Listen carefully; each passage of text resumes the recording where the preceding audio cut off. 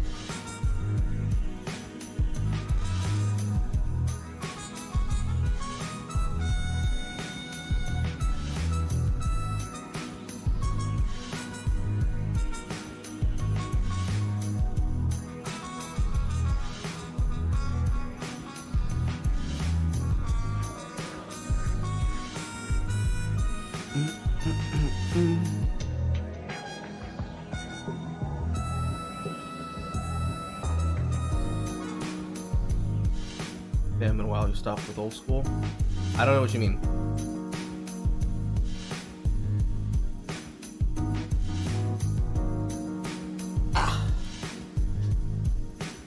Yes, unfortunately.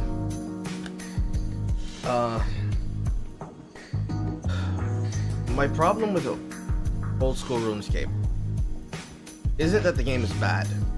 It's that ultimately on heart, if I wanted to be serious about it and make content in it and have fun doing it, the thing that I see that is the barrier of access to that is effectively any and all of the things require mastery and understanding of how to PvP. And at that point, the only thing I end up doing is skilling. And with a end game that basically surrounds that all content basically flows into PvP, I have no interest at that point past it, and that's unfortunate. It's a great game. It's a great game! The problem is that if I wanted to make things for it, I not only would have to sustain members, if not pay money to members, which at this point now, I don't even have the money to pay for some things that I can't divulge right now, but they require money I don't have. We're grinding every single day to upkeep the members, as well as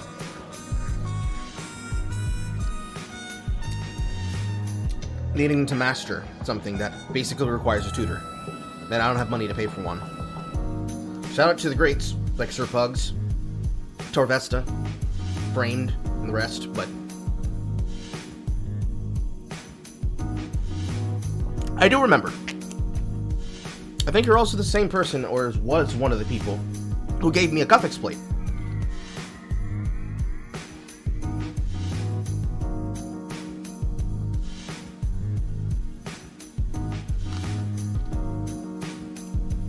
If I were ever to go back, I would let you know.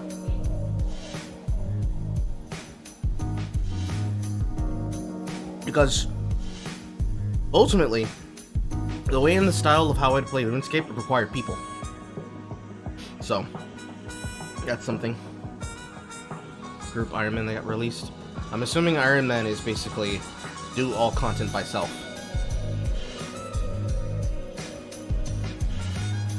Because the problem I would have with that is that basically anything that I want to do in the wilderness, I'd have to be hyper aware of it always getting one shot. The group is more fun? Possibly. That's something to do in the future. Right now, I need to get through the backlog that I have for my JRPG. And then once I make it through that backlog of all those games, as well as balancing doing this, since I also coach For esports? Possibly. Speaking of, I need to contact my client.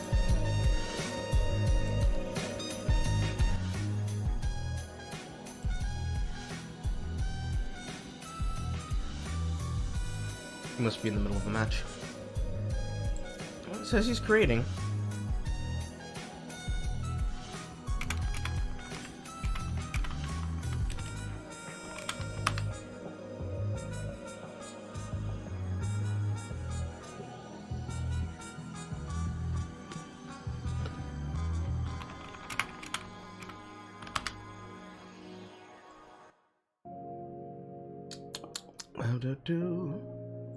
He's away from his console. How is League going? Exhaustion most of the time. Most of the time it's back and forth exhaustion. For the 2 accounts that I've trained for scouting, both of them are pretty much people talk shit, you stomp a game out against them, people start throwing the game, you mute them, they keep raging, they decide to grief the jungler, if that's me, or they decide to grief you, they throw the game, you report them, you climb back to where you were, if you get unlucky, you fall down a couple of games, rise back up, try to climb again, succeed, go to the next elo. Starting out, it wasn't really that hard. So, Coach. Hello. Hello, hello, hello. Shalom, comrades. How are you doing today? Tired. Work sucked. Physical therapy sucked harder. How was that event that you were telling me about? Wait, which event? There was 2 to 3rd members of a music group that was coming to your location. Oh yeah, it was trash. Yeah, so I wasn't there. It was from 4 to 6. I was already off work there, right? Ah. Bro, I'm gold for 600 games, total ranked games. How bad am I? I couldn't tell you that, young Asian. But I can tell you what, if you paid me as your coach, we're gonna find out together. Go ahead. I'm sorry, go ahead.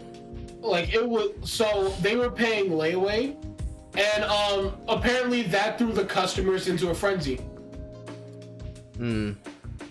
Because they only paid $10,000 in layaway. People wanted more, and let's just say it didn't exactly end nicely. Say people threw a hissy fit was kind of an understatement. I see. Okay. They took that out of my coworkers, and then I had to deal with it the morning after. That's horrible. Yes. Very, very horrible. I also, before you called, I got through a very bad game.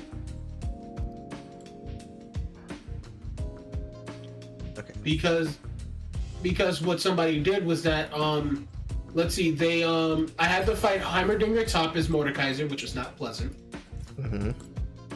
Let's see, Kha'Zix didn't have a brain for most of the game.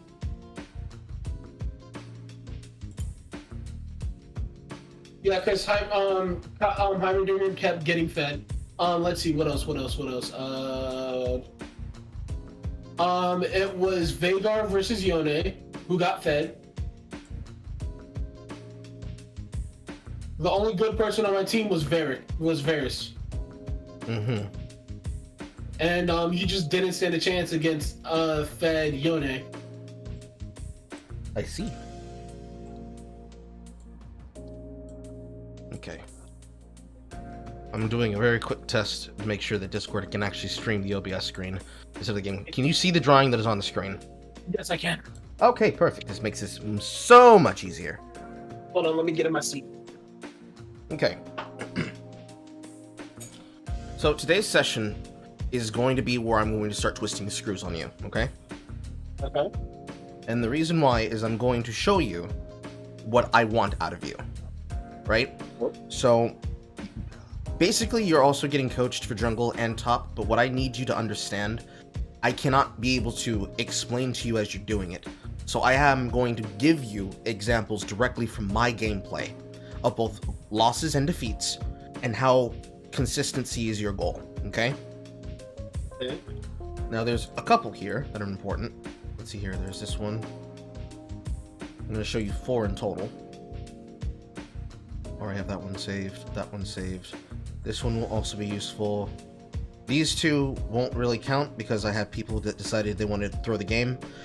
In this Lux game, my bottom laner literally walked away from the lane and would not do anything at all anymore.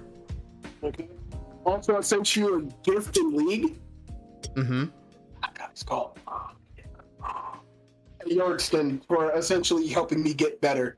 Because your coaching has actually fucking helped. Mm-hmm. And let's see here. This Kane game and this Kane game. This Hecarim game doesn't really matter much. Also, am I cursing too much for stream? No. I don't care. Okay. In the future, maybe kinda sorta, but not really, no. Okay. Okay, so top lane. I have given you the basic blocks of learning, alright? It is a lane that is designed to test your patience. The best way that I can describe it is that top lane is a gambling lane. I have taught you the dueling stance. I've taught you the importance of offense and defense. I've taught you the concept of pressure. Now it's time for you to understand what that looks like when you start weaponizing it for what it is. To do that, we're going to look at this first Garen game. Now, the reason why I kept picking Garen against you in practice is because he is probably one of the best champions in the beginning of the game when you have absolutely no understanding of anything to just pick up and start using. Alright? So, from load in, and I need to use this. Blow this motherfucker up really, really big. Where's my map? Big. Okay, so, when starting out on these lanes, no matter what you are doing, you need to first assess what the enemy does. You can use programs for this like OBS, or excuse me, not OBS, op.gg, Face Check, Poro Professor, a bunch of them. There are a bunch of overlays and maybe for pay or for free programs. But the first thing you need to, but the first thing you need to understand is when you come into the game, level 1, you need to decide immediately what your goal is, right? And this goal is very difficult to understand because you first need to figure out what your win conditions are. Now, lane to lane, I'm going to color code this so it's more understandable. You have top lane, jungle. These 2 lanes interact with each other constantly at all times. Do you know the reason why? The reason why is because a lot of the important early game stuff for jungle is in their top lane. If one top laner gets fed at the cost of one jungle, then hold on. It's a good answer, but it's too big. Simplify. Okay. Say again? There's important shit in their top lane. Even simpler. Herald. What is going to happen to the top laner if they overextend? They're susceptible to ganks. Yes, they're extremely susceptible to ganks. Your lane is called the gambling lane because this lane is a punish lane. Oop, that's not the pin. This lane is a punish lane. The way that the pressure in a lane looks when you are dueling at the beginning is, remember what I told you about the line of attrition that's drawn through the middle of the map through the river. This very big, stupid shape that has a specifically very dumb edge. The reason why that is important to understand is that this lane here, from this tower to this tower, both in bottom lane and in top lane, is designed in such a way where you want to fight people. Black's not going to be seeable. You want to fight people relatively in the middle of this lane. And this is actually even better to use now in this new version where that the outgoals are, because I can draw these nice circles. This is the area of combat. This is where you are going to square off with people. Whenever a laner steps over, or wherever a jungler is out of position, in the quadrant where a laner is able to control, this matters even more so for the mid lane. Draw a nice little fucking line like this. No matter where you are in your lane, as soon as they give you the permission or the executive choice to push in on them, once you cross this line of attrition, and you're somewhere like here in a lane, and you're on the red side, you should always be expecting a rotation to come in behind you. Doesn't matter if it comes through river. It doesn't matter if it comes through try. It doesn't matter if they jump over the wall and they do a very weird entrance through the top quadrant jungle to come from behind and take the Krugs or to take the Raptors. You have to expect they're going to path at some point and kill you. So it's really not a duel lane. It is a Gamble. Well, no, it's not just a gamble. It's a handicap lane. You're not playing 1v1. You're never going to get... If in any situation, you're never going to get the matchup. You're never going to get a 1v1. You're always going to be expecting to fight 2v1. So you always need to count when you're playing topside. And this also applies to mid lane too. But it's going to be less of an effect problem because when you see a jungler come for you, you're usually going to have more protection, more safety, especially if you have an escape. You have to expect that you're going to be attacked at any point in time. It doesn't matter if they are sitting here in the lane brush and you're pushing in and you're fighting in this area, because if you're freezing in front of your tower like this and they decide to do some jank shit, like they do a clear through their bottom side jungle, they clear everything, and then they come through here, but there's a ward, they clear this, and then they clear this, and then they do this number. Things like this, you have to expect. Now, when you're playing in the elo that you're still in, because I'm assuming you're still between silver, gold, and platinum. When you're playing in these elos, you need to understand that if they want you dead, you need to be prepared for the eventuality that they're going to try to kill you. But it's not going to usually happen before 2:30. At 2 minutes 30 seconds is usually when most camp clears that are going to go from the red to the blue, maybe wolves, and then gromp, and then clear to the scuttle, are going to pop off, maybe come for a cheese level 2 gank, and then go back to pathing, or if they're Shaco, do an aggressive start, and then just walk straight from their camp, right behind you, and pop your sums. You have to assume this is going to happen at any time. And understanding this understanding of pressure is important. Now, lane to lane, I'm going to show you what the pressure of these characters do, and why it is important to actually understand what that pressure looks like. Now, you make your predictions, you can guess the reasons why those lanes have set pressure. I don't know who's your jungler. Say again? I don't know who's your jungler. I can't see him. J4. Okay. Now, the pressure in this lane looks like this.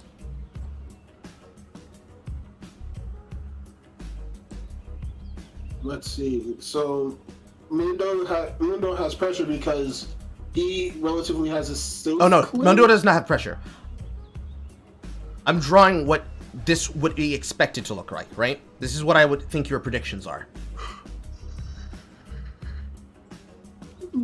And I'm going to draw the actual answer in green. So you make your predictions. Do you think that this would be an accurate summation of what you would expect to see in your game and what you'd expect to happen all game? Yes or no, and why? Overextend bot lane. Let's see. These arrows just mean what lane would be winning. Do you think this is an accurate guess? Who is the ADC and who's the support?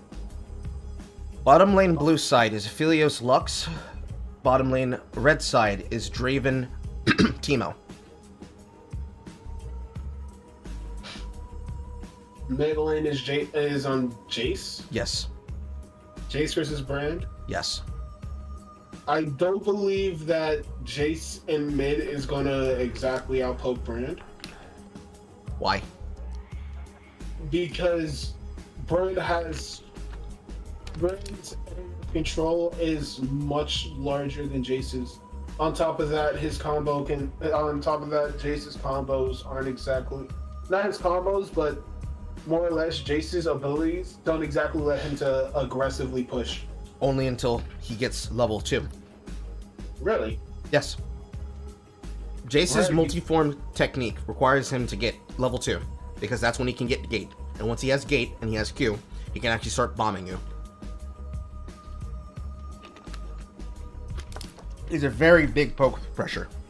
Because until level 2, Brand does indeed outrange him. He can't just walk up for free for auto attacks. Because he can always threaten to hit with W, or hit with E, and then hit the wave with W, and constantly burn him. After 2, if Brand does not spike level 2 first, Jace can push into him constantly.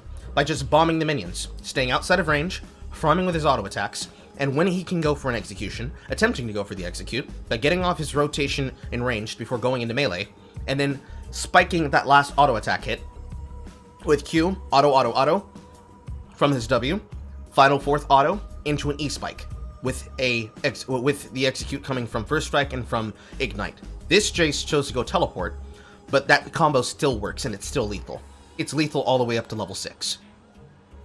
Once he has a lethality, it becomes even more dangerous. Okay, lethality Jace? Lethality Jace. Eclipse. Right. And, right, but I'm expecting this, from what I remember, Mundo, I was talking this about my friend. I was talking about this with my friend who's Mundo main. Apparently, Mundo's really squishy until late game. Apparently, that stifling laugh should be the answer to that question. Yeah. He's half correct. Mundo is squishy. However, it depends on what the character builds. And when we're talking about Garen, we're talking some shit, bruh. Yeah. Now, here's how the answers actually go. Red side, blue side. This is blue. This is red. The correct answer to this question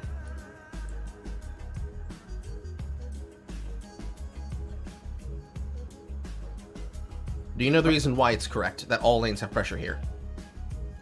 Because how Draven's passive works, and the fact that Teemo can blind the ADC. That's half correct. Teemo's not the reason why that works. It's because of the interaction of what happens when Teemo is able to stall out lanes for a gank from Jarvan. Now, I thought we were only implying that Jarvan would help assist. Oh no, he is still going to be in the top side, but look at that bottom lane. Aphelios Lux. Immobile. Versus a mobile character that speeds up and will blind the carry. And a man who just wants to keep throwing that and gets movement speed for doing so. Versus somebody who needs to hit a skill shot. It's not a very fun lane to play against. You'd think that this would just be able to poke them constantly with Lux, but realistically, no. Two ranged. From what I know of Aphelios, Lux is kind of the anchor in that group. Yes, and realistically, you have two ranged auto attackers. Most of the time, when you're seeing people pick Lux, they're going to be picking that into another ranged auto attacker or into a melee ranged threat. From what I understand of Warwick, I haven't really taken a look at his abilities, but if I remember correctly, he gets movement speed. Yorick, yes. No, Warwick. Warwick, his E does not give him movement speed. That's his W's passive. Okay. And if I also remember correctly, because I have not touched Warwick, if your opponent's lower HP, then his attack speed goes up. Yes. You still have to remember that Warwick is auto attack based, and that's a Teemo. Oh, right, blind. Teemo's broken. Teemo is extremely broken. And all of this requires him to be able to get on top of somebody and to be able to attack them freely because he's supposed to be able to get on top of them with Jaws of the Beast. But Draven and his axe throw of Stand Aside is enough to be able to disable that. The only way that this... I keep forgetting about Stand Aside because I don't see a lot of Dravens use it. A lot of them use it poorly. Yeah. Alright. The door's open for you to leave. Hold on. Let me try and get this down properly. Okay. So Draven has a lot of mobility, which just outpaces, and he's able to outpace Lux and Aphelios. Yes. Lux isn't exactly too fast, so what ends up happening with her is more along the lines of she's good for slowing and zoning, but that's not going to help against Teemo, who can actively set traps, go invisible, and outpace you. And that's not going to help against Draven, who can still outpace you and outpace your skill shots. Yes. Draven in this lane is all about orb walking. Blood Rush gives him the ability to do that. Stand Aside gives him the ability to be able to knock them in a position that he'd be able to get on top of them. Combining this along with the fact he'll be maxing Spinning Axes, and that this lane is going to be basically a passive farm lane, because of the state of how both supports work, they're going to survive. None of this realistically is going to be very important, because the first thing to keep in mind here is that this is what you need to mentally do to figure out your matchups. From the coaching position, I can tell you how this works and what I'm thinking about, because this is how I think, right? Okay. So, Jace versus Brand. So with Jace versus Brand, from what I understand of it, Brand is good level 1, but the second Jace is level 2, he can out-poke him and out-farm him. It can become very dangerous because he will always be able to be in range. He will always be able to walk up and attack Brand, and Brand cannot counterattack easily. He has to be able to outplay it and poke and dodge the damage to do so. So, starting out, what can you immediately notice that the enemy team is not doing that I harped about constantly? Grouping together, warding. Nah. Where's my team right now? And what did I start calling? In their jungle. I'm deep inside. I am deep in their fucking jungle. Every single game, you need to invade. You need to attempt to invade. Because this is why I tell people you need to try to invade. You need to get in there and try. Because more than likely, the top laner is going to try to do some cheese shit, which is exactly what this Mundo tried to do. Because I walked here and I got vision, I was able to tell my jungler, I want you to take his top side. Because this is the same thing that I would do if I was getting this position as jungle. I'm going to take his top side, I'm going to path over, and I'm going to make sure that he's able to get that gold, so that that jungler is behind. Because the sooner that he is able to make his ganks, the sooner that I'm able to help him punish. And I want to punish them as soon as the game starts. So off the bat, I'm already in their shit. Mundo's still standing here because he's expecting me to walk through this Tribe Rush. I give him a full ass leash because I'm not really going to miss anything here. He comes up from the same position that you suggested that you'd like to come up with. So I just immediately go around him and I start playing from the lane from there. Because it's more important for me to get into range for the experience than it is for me to get the gold from the experience. Now I'm conditioning him. I'm figuring out how he's going to match up and how he's going to run up to any creep. But I'm also trying to get poke on him. I'm going to heal back. He's not going to heal back as quickly. Now he's trying to push in the wave on me, so he can try to keep my health total down. And I have to tank Qs for it, but it's fine. Notice how, because of that start, my jungler is able to get a full flank on him. Even though he's going to not get crowd controlled because of his cringe-ass spell shield. This play, right here. I should check up there. You eat I had a burrito. Doritos. What else, Chris? Aloe water. Okay. I guess you're right. Hello, Chris's mother.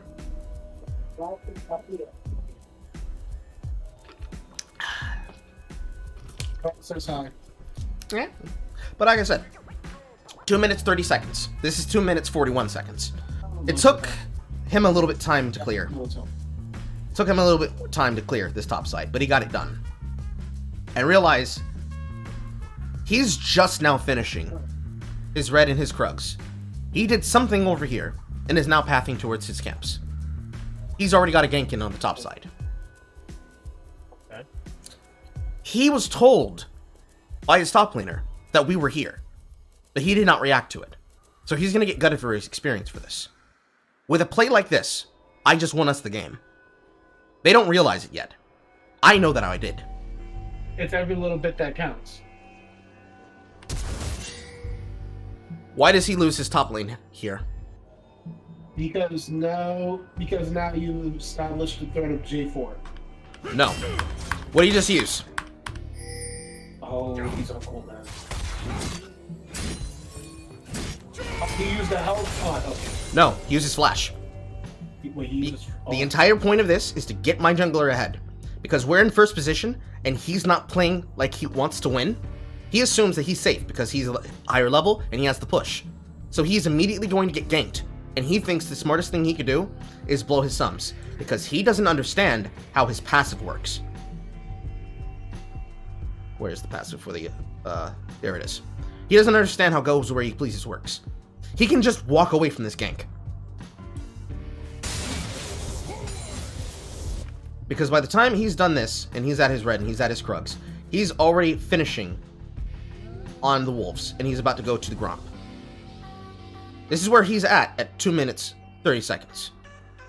He's going to have all this to collect once he's finished doing this. So the fact that this gank works the way it does is not just to apply pressure by showing up in the lane and chunking him out for his health, so he gives me breathing room. He gives me the ability, and he gives him the ability to start outpacing him. Because now he's going to be that much stronger with 3 camps cleared, and that much gold, and that much experience on the map, to be able to carry that into something else. But from the top side, what that does is it creates pressure here. Ramundo is trying to keep me off the wave, because he just wants to push with his health advantage.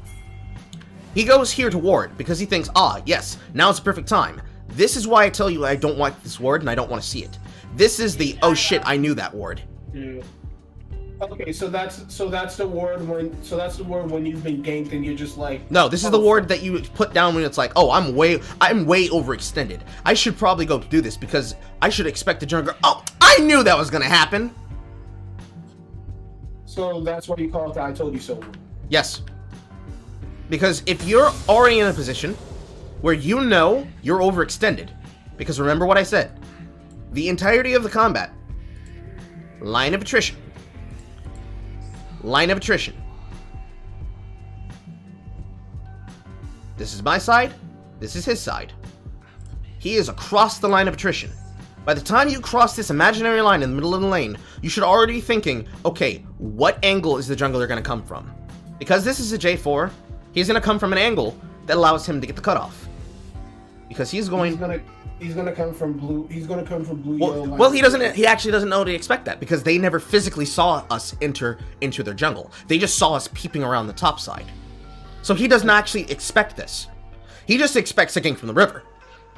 Because what J4 wants to do is he wants to do a play where he wants to path directly behind him, so that wherever he chooses to go, that's where he drops the flag. Get the auto attacks in, get the auto attacks in, get the auto attacks in, and then whatever angle gives him the best angle to be able to CC him, that's what he's going to go for. Now, the CC is not going... champion? Say again? Is J4 an auto-based champion? Yes, he is. Did you not know that? No, I've never played against the J4. Additional 8% current health physical damage. Wait, the fuck? Dragon Strike. High amount of damage and also removing 10 armor. Demacian Standard, 20% attack speed, magic damage, and granting allies near the standard 20% attack speed, scaling upwards 30% attack speed for 8 seconds. He's an auto-based champion. Okay.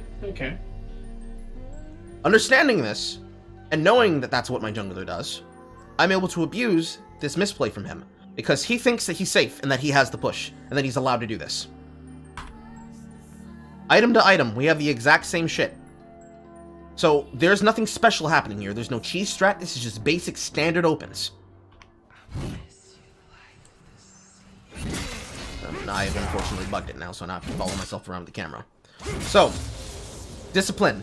This is where this comes into question. Since he spiked level 1 over me to level 2, he's going to be pushing into me constantly. And I have to respect this and just put him in a position where I can take advantage of this. That means every single time he throws a cleaver at me, I need to make sure that he's going to lose something for it. And right here is where that happens. He flashes this, despite understanding that he has a spell shield. So now, he doesn't have sums, and I do. And I have Ignite Flash. And Flash is one of the most important spell sums in the game. On something like me, yes. Because I ping him to come for the redive.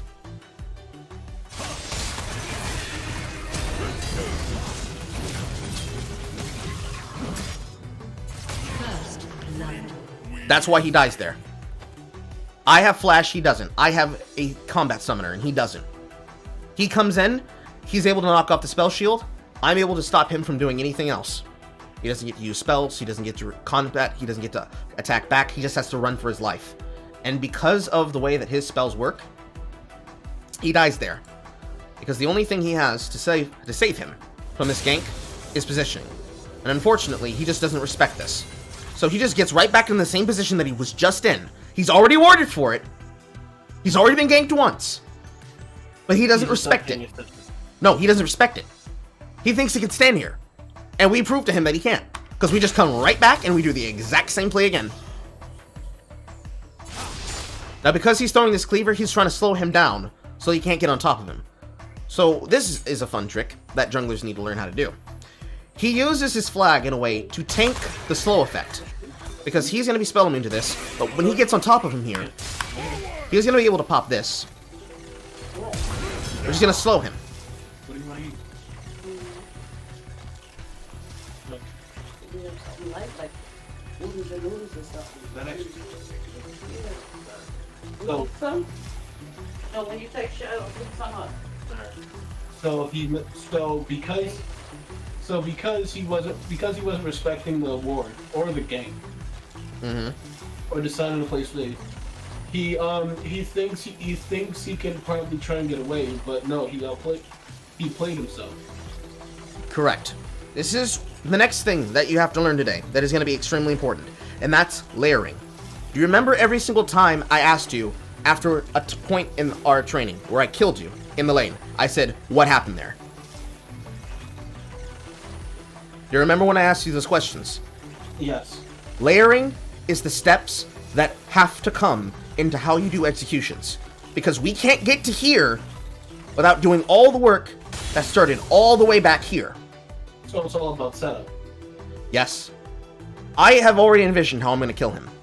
It's like story building. You have a premise, setup, build up, and then payoff. Yes.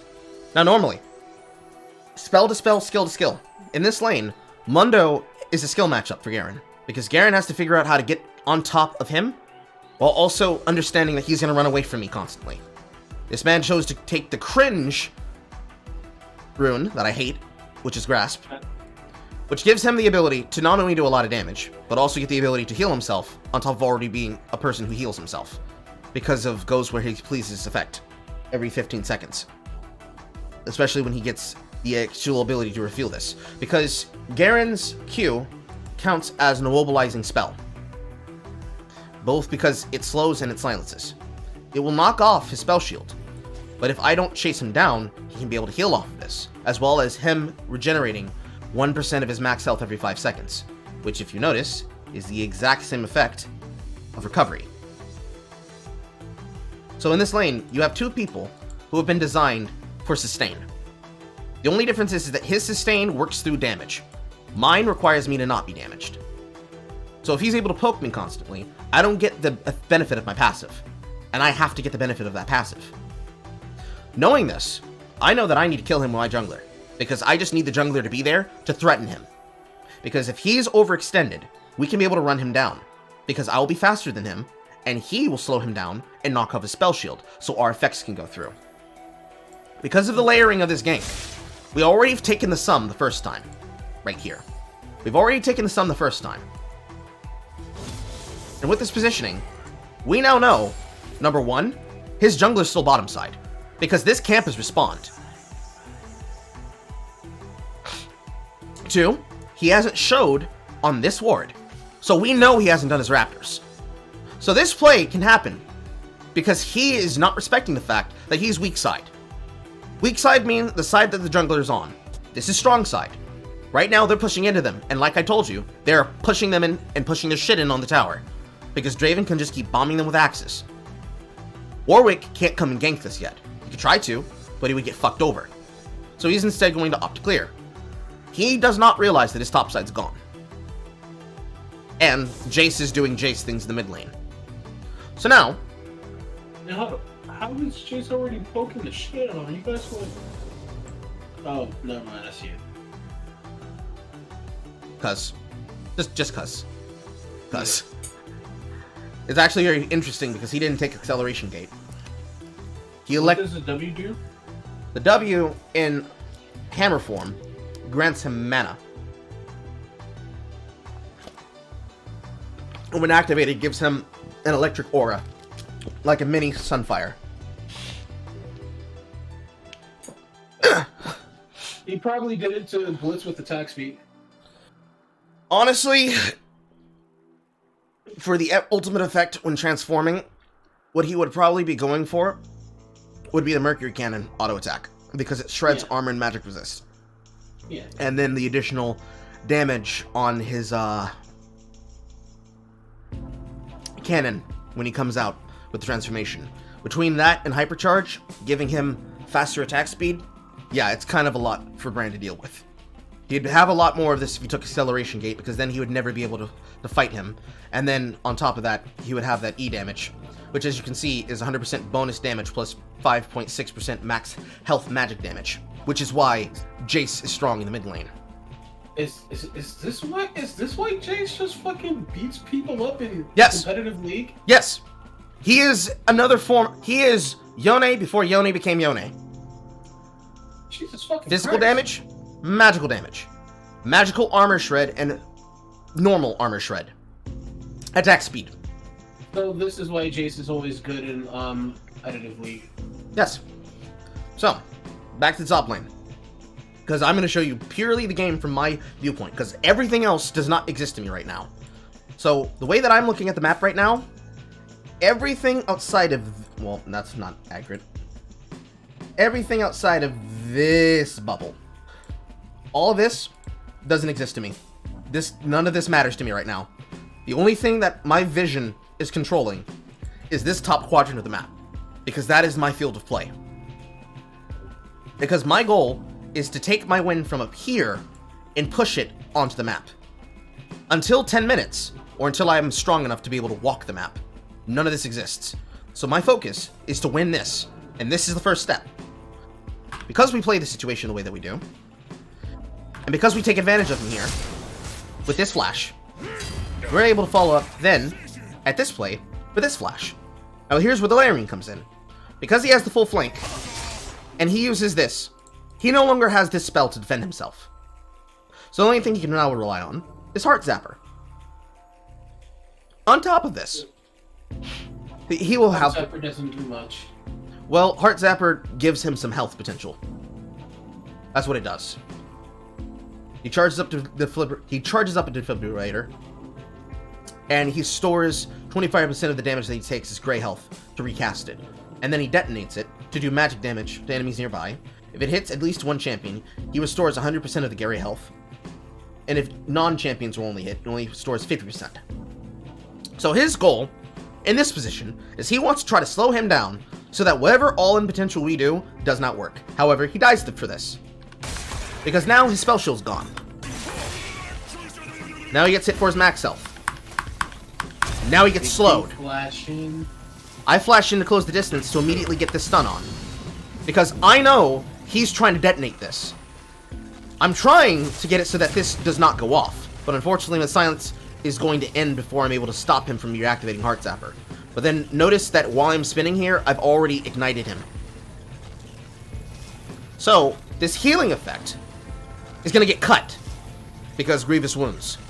To be exact, 60% Grievous Wounds. That's the maxed stack that you could possibly get for Grievous Wounds in the game, with the exception of characters that outright deny it. So, like... So what ends up happening is that you cut his healing by 60%, which means that he's healing for 0.4%. About, but it's more that he doesn't get the full effect of his healing. And because of my Night Ticks, he dies. Now, most people would only look at this gold total, but because of this gold total, and plus what we had here, he has a lot more gold than 185. So, yeah, he's sitting on a fat stack right now. Be exact. Interface. Where's the button? There it is. So, 3 minutes, 27 seconds. 1200 versus 954. 1014 versus 1189. It's not much, but the fact that he's that farther ahead of him, and he hasn't even taken his side of the jungle yet, is the experience of exactly how much further ahead he's going to be once he gets paid from his own camps. But now, where I'm going to focus specifically and solely on what I'm doing the top side. So from here, he teleports in. He starts trying to push this wave in. Because I'm Garen, I can just sit here and I can wait. All he can do is throw a cleaver at me, and he's not going to chase me under tower. Wait, why would he TP in? Because he needs to push this in. That's the reason why. The way that I left this lane, it was going to push to me. If he did not teleport here, I could have backed. This next wave behind it would have collected in, would have killed this wave, and I could have collected this and denied him even more CS. Because the wave is already pushing in, he just pushes it in further, so it doesn't even have a chance to freeze. It's gonna slow push into the tower anyways, but if I had been able to back and take advantage of this buy opportunity, I could have been able to buy an item. I could not. So he has a ruby crystal, while I'm still sitting on the gold that I just spent. And even then, I'm 6 CS, he's 14 CS. But the CS total in this case doesn't matter, because that's about a wave and 2/3 and a half of a plate that I was just rewarded with, along with my jungler. In terms and in total, that's about a 600 gold swing that we just had. So his goal now is to stop the bleeding. Since I've killed him and gotten experience, we're now equal levels of experience, just about. He's about 1.5 million ahead of me. So now, he wants to make sure that I don't get as much gold as I possibly can by trying to push this into the tower and try to push it away from me. Because I'm staying as far as I can away from him, because I don't want any part of his infected bone saw. Because if I want to kill him again, I need to keep my health high. Okay. You also used your flash to ignite. So he also knows that it's on cooldown. Which most likely means he's going to abuse that fact. He's going to try to. Same ward again. The I told you so ward. It's not worth it. Now, here's the thing about this ward. This is a very important thing. Warding in League of Legends does not mean, oh shit, I can't gank him. If you walk up here and you're using Tweeper and you see a ward, that doesn't mean stop and kill the ward. That means do the play faster. So when he's coming through on this ward, he just needs to walk straight through. Because he's going to ping MIA. And here I am, waiting for a position for him to walk further and get closer. He starts trying to kite. His entire pinging here doesn't really matter, because even though he's now taking his bottom side, because he elected to just take his top, which is completely fine. Realistically, in terms of gold, he's still further ahead of the Warwick in terms of CS and pressure, because you have to remember, even though he's getting this gold down here, we're getting pressure up top side.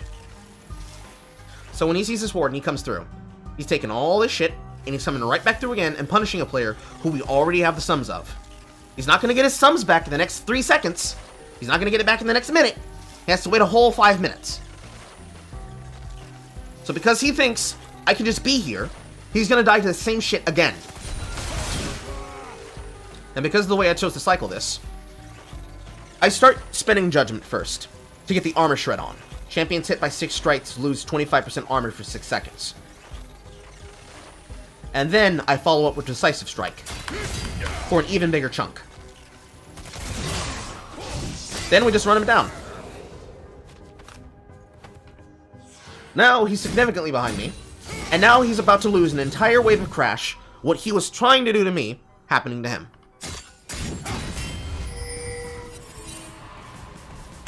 Notice how I don't tap this because it's before 5 minutes and it wouldn't have done much. And even if I did, it's going to slow down my back speed. Now I'm back on the map. I now have full completed Berserker Greaves. And my jungler is now coming back and going to find out that his camps have been taken. But that's fine. These are the things you risk when you go for pressure. Because the lane is all the way in front of his tower, and I know he's going to constantly push it, because this is what low elo players do. They just raise shove.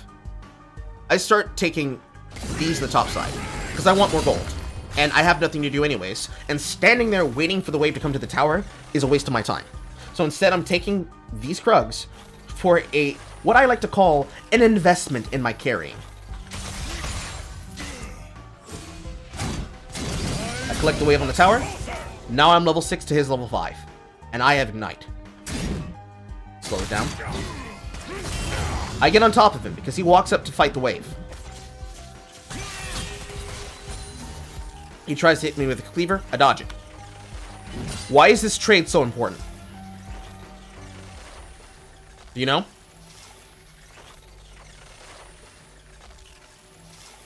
Chris? I'll give you a minute.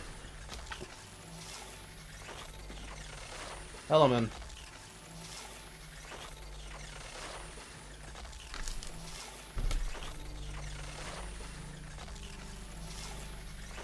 It appears my client had to step away for a second.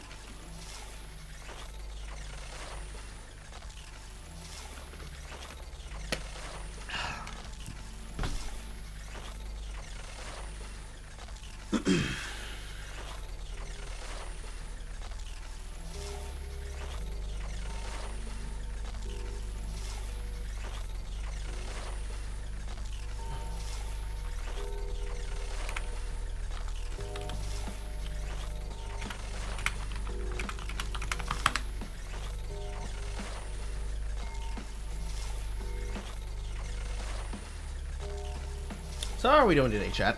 You all good? All living life? All good, feeling good, looking sexy?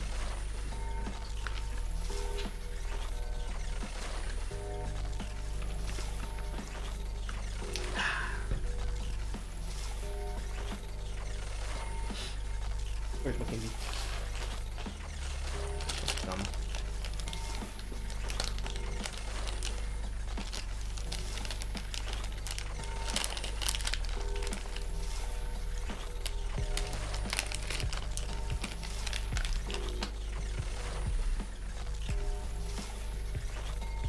Hope you didn't have to do something like pee or anything.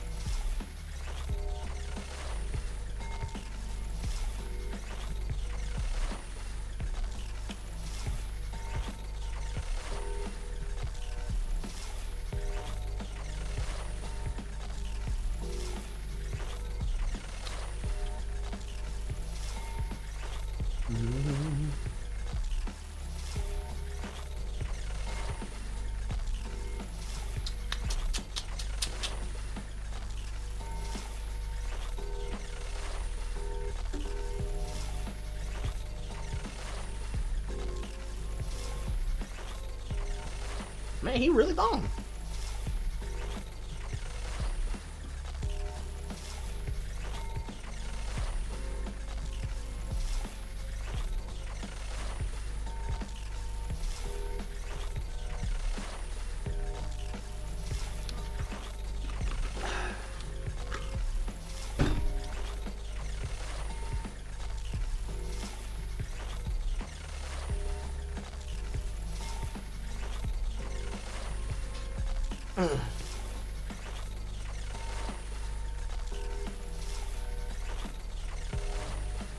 I do say it's a little bit ridiculous.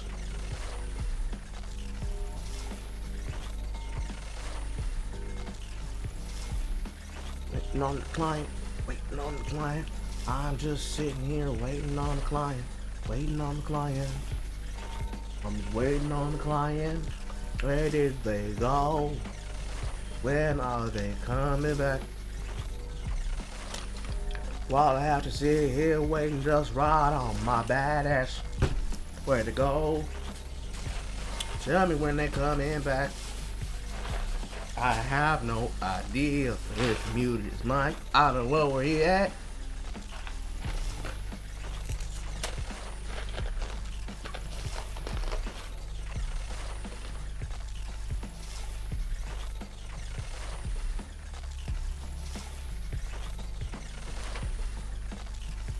Or remembering when his dad said he was going for cigs. Oh no, I know exactly where my father was. In the legs of another woman.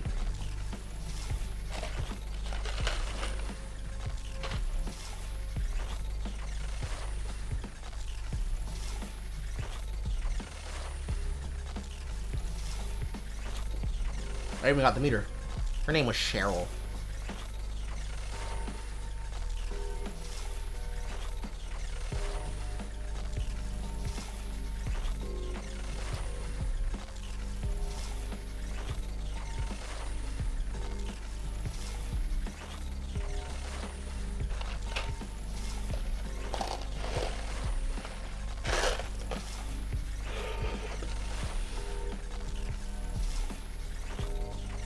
You made it sound like your dad ate him. Well, considering how my father was, yes, the vagina ate him. He did not eat the vagina. Damn, where's Chris?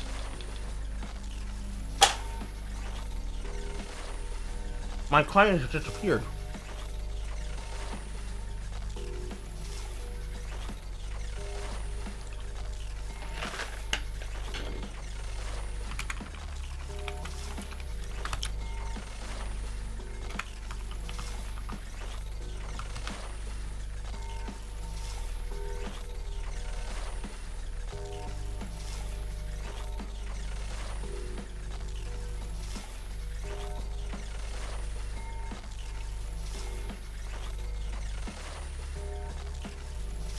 I hope he's okay.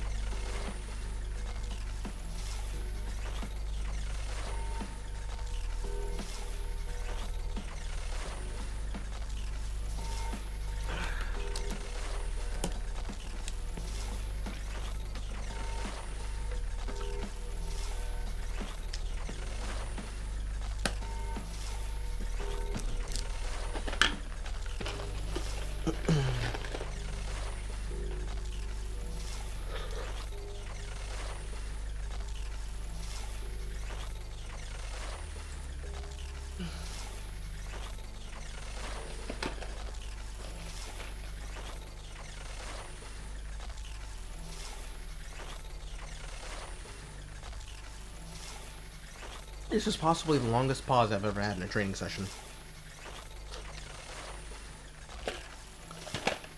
Hey,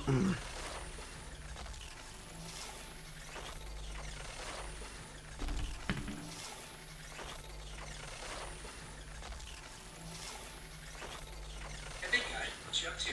What's this?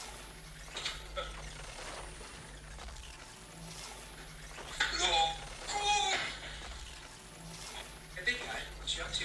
What's this?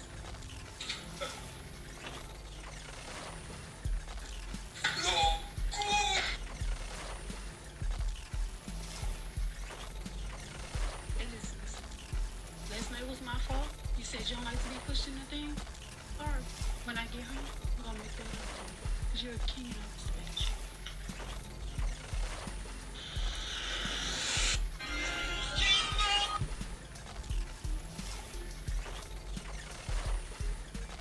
At this point, I'm a little bit nipped.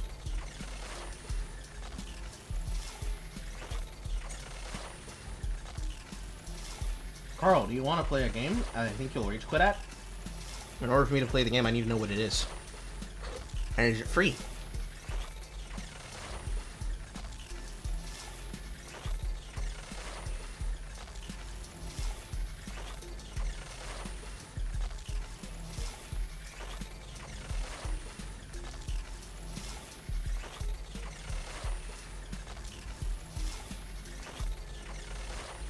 No, but I'm more than willing to buy it for you.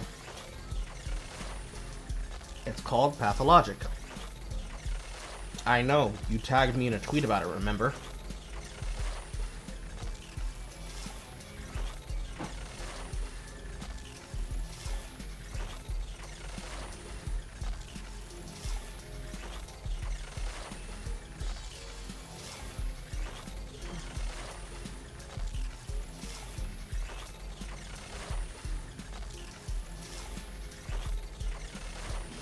Well, until our client comes back.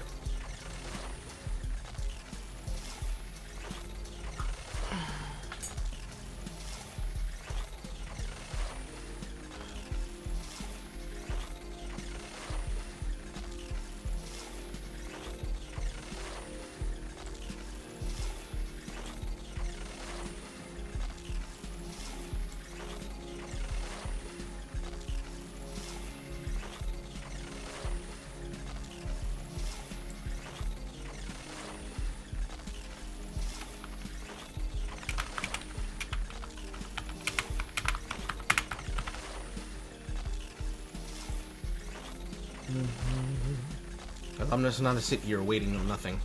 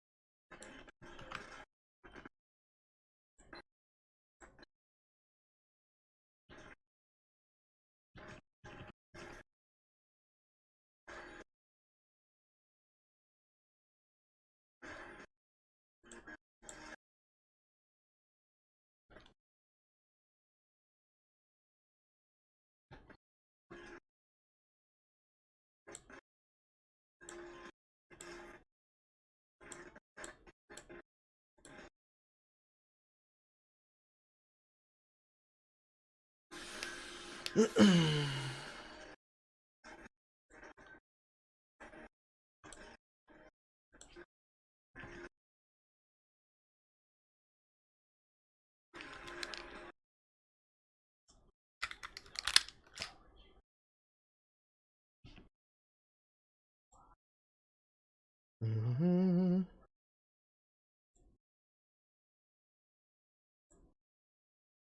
Default. Disconnect, reconnect.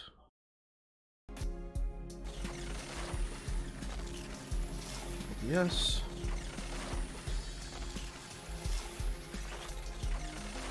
I'm gonna check the food real quick and still wait to see if he's back.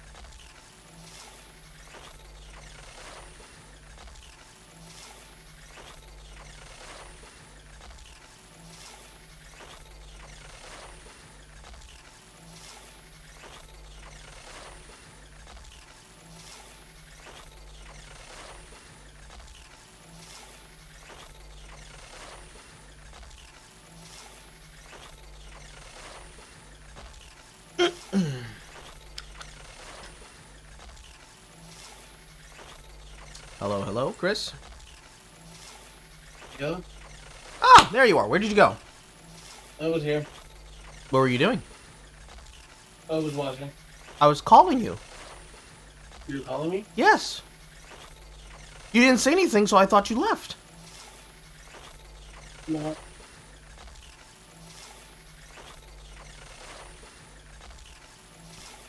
I may have zoned out a bit. I'd like to have a job doing. I worry about you. You gotta be reactive and responsive. I may have blacked out temporarily. I know. I understand.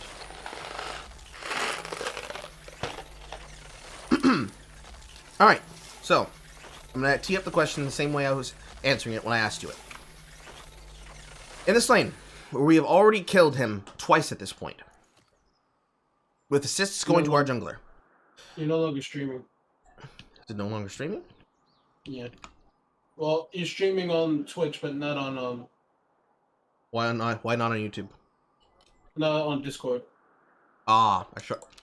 You gotta be specific. It should be showing it to you right now. Check the screen again. Hold on 1 second. There it is. Alright, so. We've killed the top laner twice. Is it?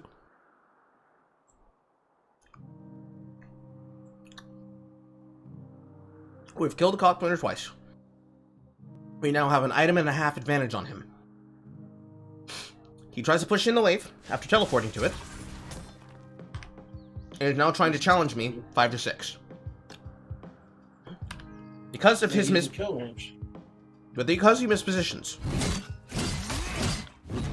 He believes he can walk up and auto this minion. And I punish him for it. Here's the other part of what layering is, okay?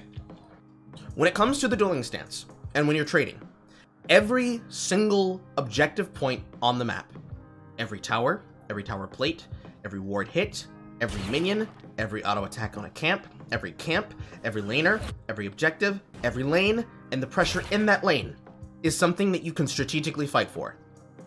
Imagine it, if you can, as an exchange, right? I have a full wave of minions. He has about a wave and a half of a cannon wave minion pushing into my tower. And I have a plate that's about to go down, while he has a plate that's about to go down. This is a negotiation. He wants to push into me. I say no, you're not allowed. He says, what if I throw a cleaver at you? I say no, you're still not allowed. He backs off, he says, okay, fine. He walks up to my wave. He's saying to me physically with his walking, I'm going to challenge you for these minions. And I say, He does not man up to it. He just walks around and backs off. He throws a cleaver at my minions. And he's saying, I want to hit you. I say, no, sir. And he misses. My minions start meeting on his wave. I'm saying to him, if you walk up, I'm gonna slug you in your face. I start autoing the wave, because this is my wave. I hide behind my minion. He starts coming close. I now position around the minion, so I don't get blocked by movement. If you walk up and you hit this creep, I'm going to hit you. He doesn't respect it. I walk up and I hit him. And I spin out on him. At the same time, because he's been pressuring topside, he now does rotational offense to mid, and they kill Brand for it. But remember, this doesn't exist to me. I'm just looking up here. Why does he lose this trade? Because he doesn't fall back? Yes. Now, Mike's cooldowns are down, his cooldowns are down.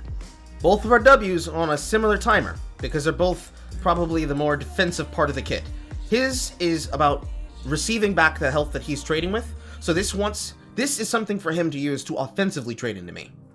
Mine is something that negates the damage that is being done to me, while giving me tenacity and a shield based on the magic resist count, while also granting me permanent armor and permanent magic resist when I kill minions.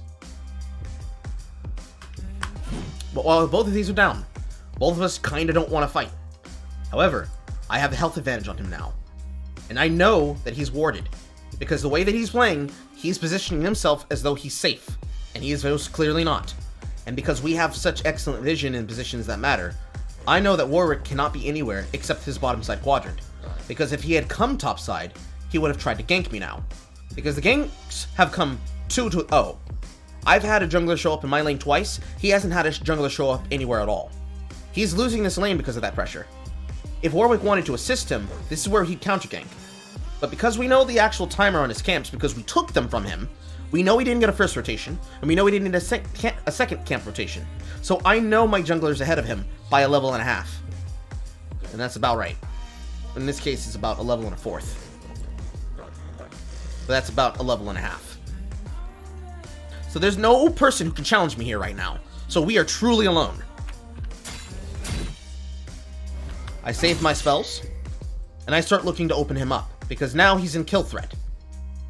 It's just a matter of me getting on top of him. He doesn't respect me and thinks that I'm not going to run up on him under the tower, and I do. He uses his W poorly, hoping to get back some health from minions. I walk up and I do it again.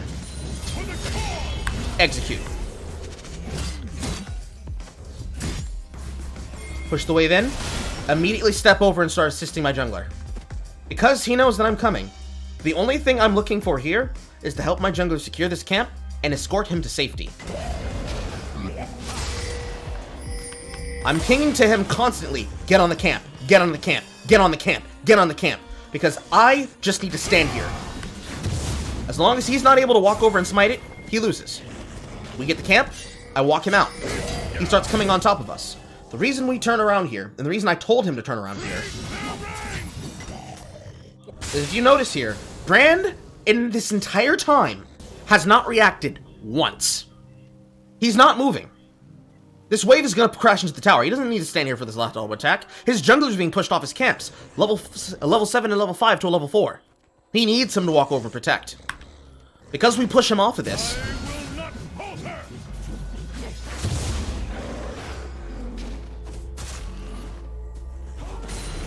they're slowly starting to rotate him now. Because I'm just walking them back. Now Brand's pinging that he's on the way. Now, because he's low health here, he's getting movement speed towards him. And he sees this, and I'm like, sir, we're level 7 and we're level 5. Turn on this man! As soon as he gets close enough that he can't be able to second guess his choice, turn around and Q. Now he's silenced.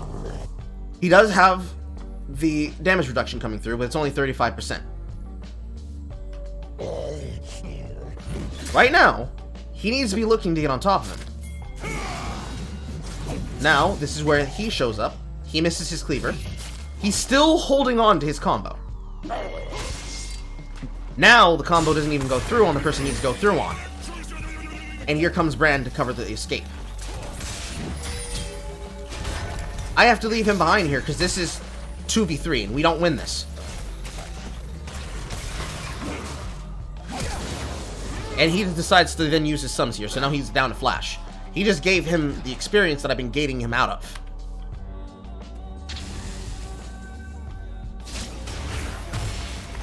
From here, Warwick starts to fight my mid laner. And now he dies for that mistake. This might look like a shitty thing that I did, but it's not. He categorically misplayed. And I have to recognize he fucked up. And even he recognized later on he fucked up. So now that I have a lead, my goal is to protect the lead. It doesn't matter that the fact that play went the way it went. We got the golden experience for him. And we could have been able to convert the kill if he had pulled the trigger sooner. Since I recognize he's not pulling the trigger, I now have to make plays specifically based on myself. But now, I'm becoming a bit stronger. Recognizing what needs to be done. The thing that I need to now fight through in this lane is his ultimate. This ultimate is a bait god. A lot of missing health returned, along with movement speed, attack damage, and regeneration. Realistically, it's the skill that gives him the ability to just stand here and be an aggressive bully. When we talk about stat sticks, this is a stat stick. And this is the stat stick bullshit that allows him to be able to turn around and fight people where he should not be able to. Just by building armor bombies, and damage. Now I need to get through this. And because we took so long doing this, now I'm losing minions and experience into my tower. I don't want him having plates. So off that kill, you lost 300 here and a bunch of gold from the shutdown and from the assist, and we lost gold in mid because of the shutdown and assist. Now the gold total realistically isn't that much different, but it's equalized somewhat so that he has a chance.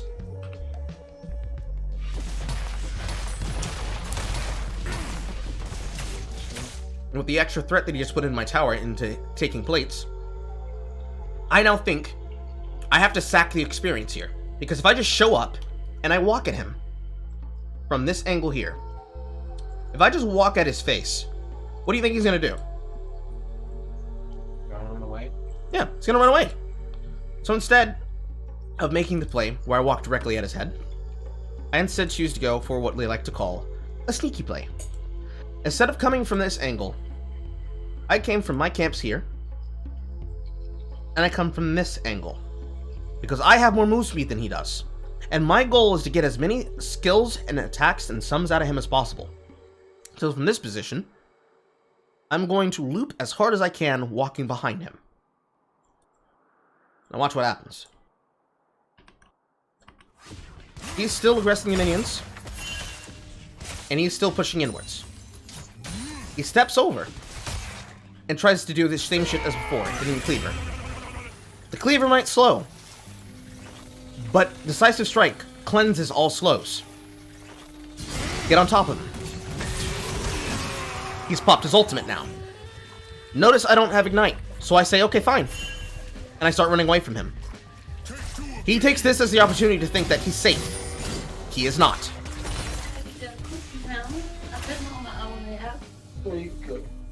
I know, but you said you was gonna go get the noodles. Right. Or we could have, don't feel like it's cold. It is very cold. It's cold. If you don't feel like that, we could have, soup? Oh, that doesn't sound like that. No? Okay. So you, want the, we got the wet and soup. We got, what else? I'll be right back. Chunky. Yeah, I'll take the chunky. the chunky. All right, baby.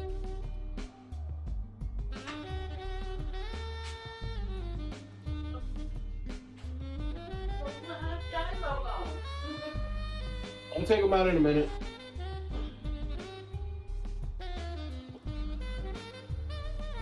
Overextend.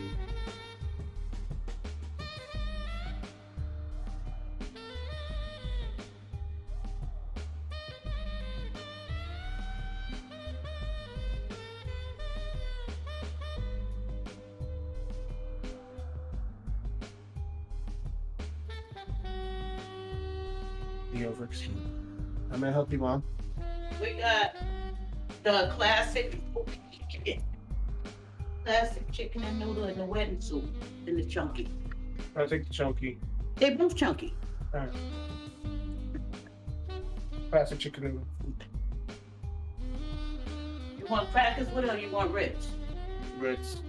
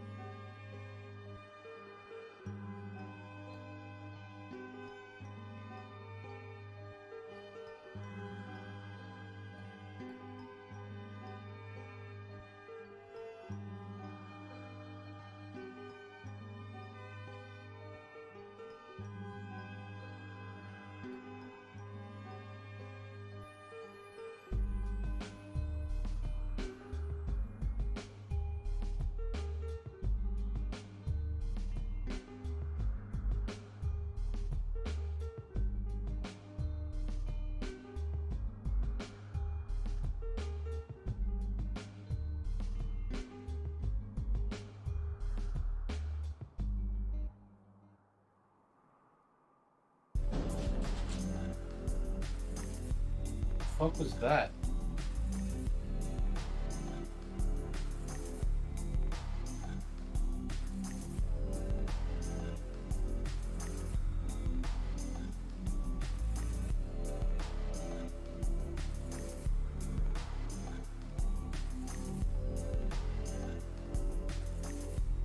I was trying to find for you, pulled out except for the chocolate.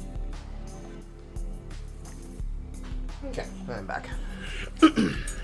Welcome back. I've done some. I figured out how you've been conditioning him, and you made him believe that your Q poke is what starts the engage. Mm-hmm.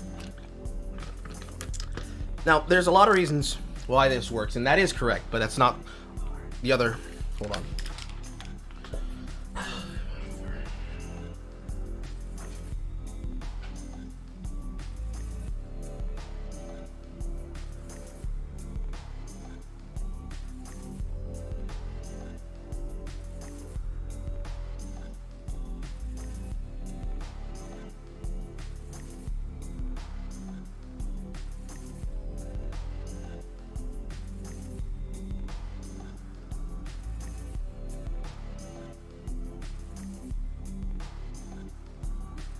Yes.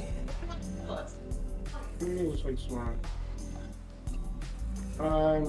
Whatever. Oh god, it's been a while since you used those. Okay, so You gotta just make one. that is actually a good answer. That is actually a very good thing that you've noticed, because that's part. I'm sorry, your mom is a little bit distracting. Sorry about that. That is part of the conditioning, and is also a part of the layering.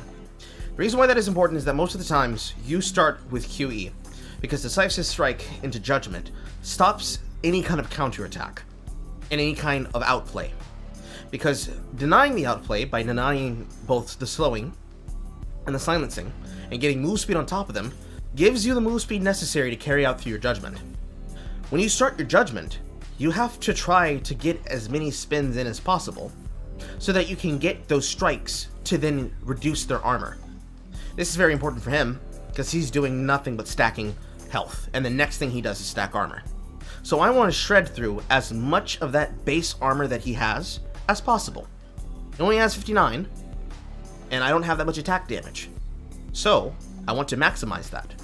However, if I start by spinning into him first, the following attack that comes after it for those 6 seconds is actually going to empower the auto attack, because remember, this is giving me movement speed for 1.65 seconds, so about a second and a half and a fourth. I'm hitting him with a big chunk of DPS, and then it's going to empower the attacks I do after that damage, which also is going to assist with the damage of Demacian Justice, because that penetrating true damage and the ignite on top of it is going to negate any healing that he's going to get from any sources, including his ultimate. And it's going to allow me to be able to do all in him reliably.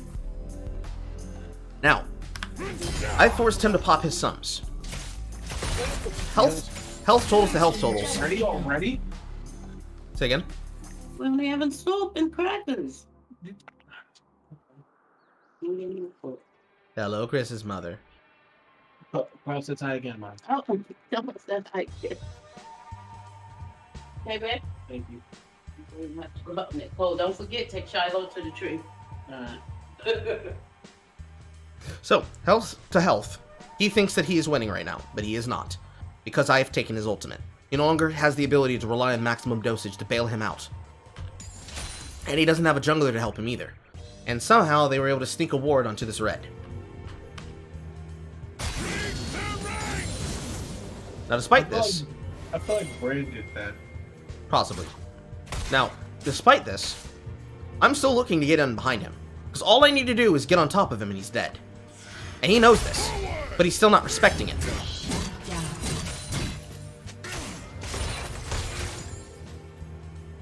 Now, I know that they are fighting over here, because I saw them challenging, and I'm waiting for him to try to initiate this, so I can attempt to clear this, because I need to clear this wave before I go. We're able to win this on the Warwick. Now this 2v2 is turning into a 2v3. They get this execute on him. I come over. and I execute the brand. Because the brand is the only thing that I'm scared of here. This is an 0-3, now 1-3 top laner. Even though he got a kill, he hasn't spent that gold yet. So he's still weak. He hasn't done anything. And right now all he has is red buff, and the last person who could save him has now been executed. Now I don't necessarily have the kill threat to be able to kill him in this situation, but I can try to finagle something to work.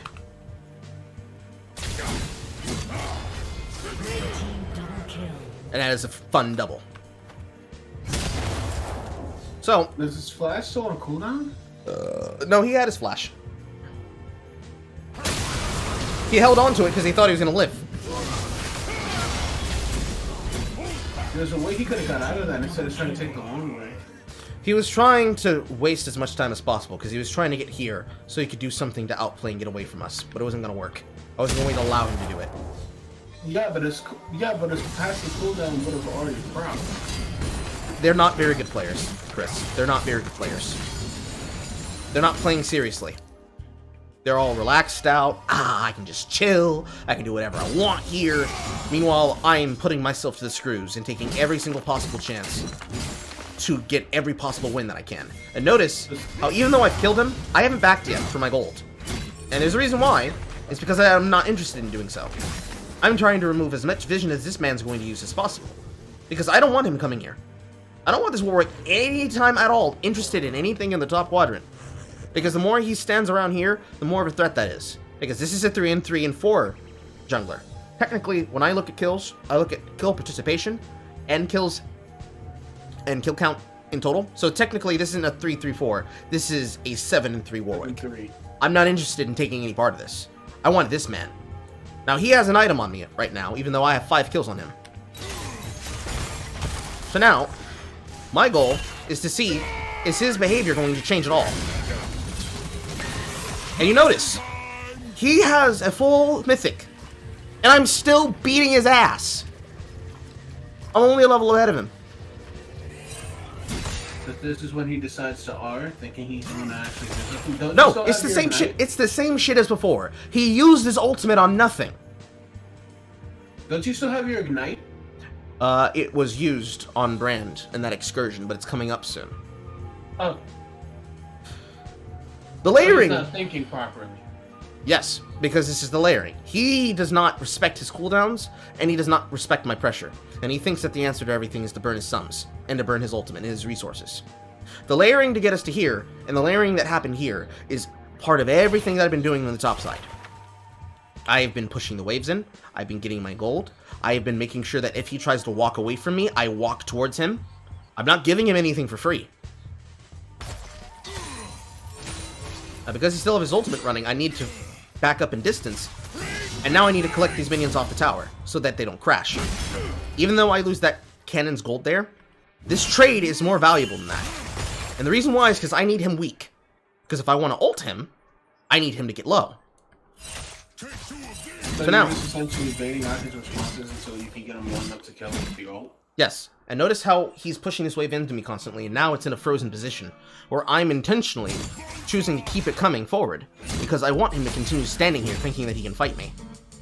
Because I'm seeing how good his footsie is. It's not that good. Now he's getting sloppy. He's missing hatchets. Now it's level 9 to level 10. I step across here, and he sees me do this. I walk right back in. He gives me this flank. He walks with a brush. I ward. I intercut here.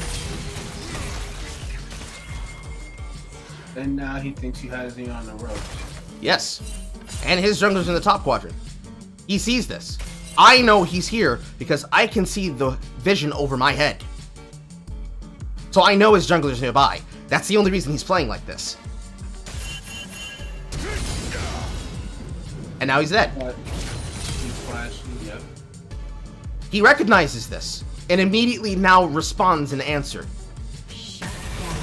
Now here comes his jungler. But I see him coming all the way through. They do not commit for this. Will soon fall.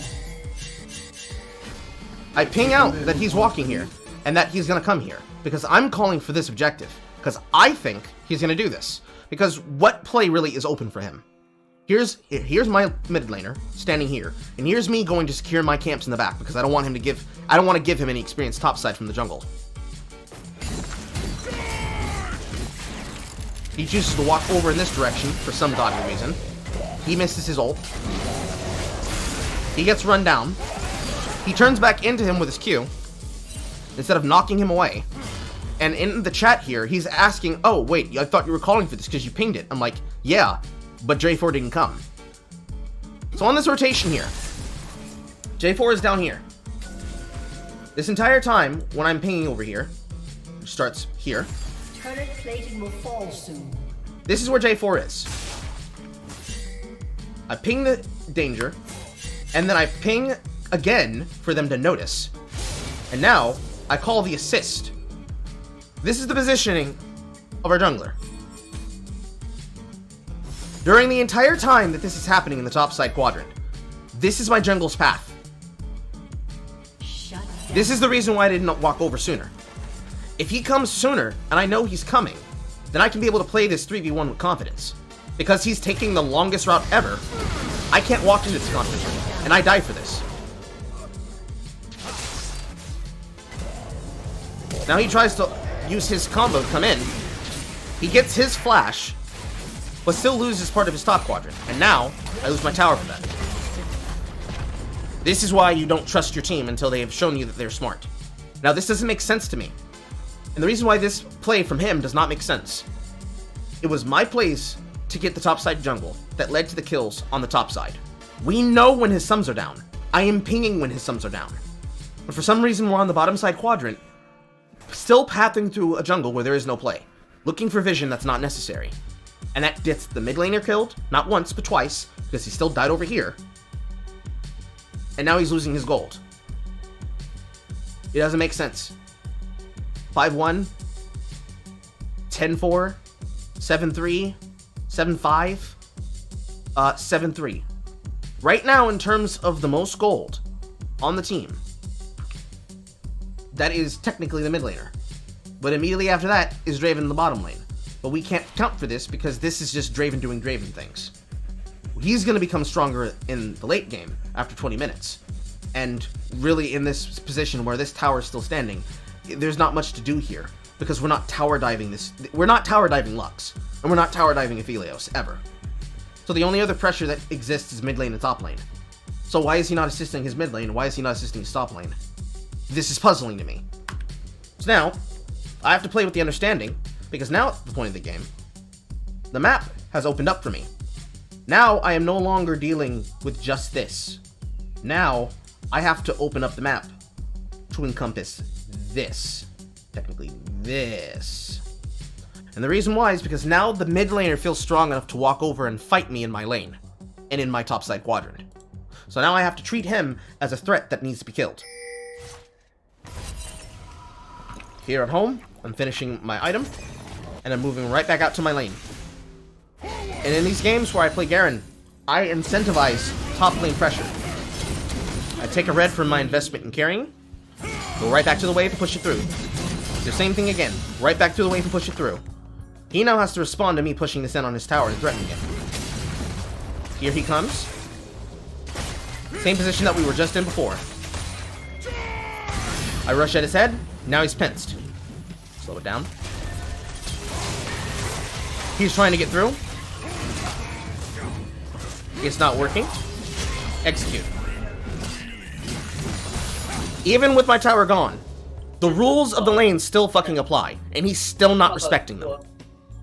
Because they came out for my coffee. So I'm ending up going to the store anyway. That's how it be. You got money on me.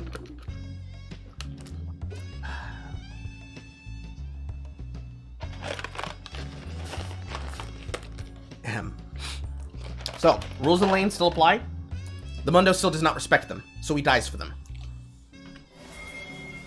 Now, go right back to where I was, and now I equalize the tower. Here comes Brand to block me. Walk through. Immediately go to their camps. Place a ward. Immediately come to the mid lane. Put out his wave. Come through, walk past him, I have like $3-4 in my pocket. Oh, that's all I need is $2. Be careful. What? You need something not sharp? No, I'm just saying be careful like my pockets. I also have $1 coin in there. Yeah. You said careful going down in there.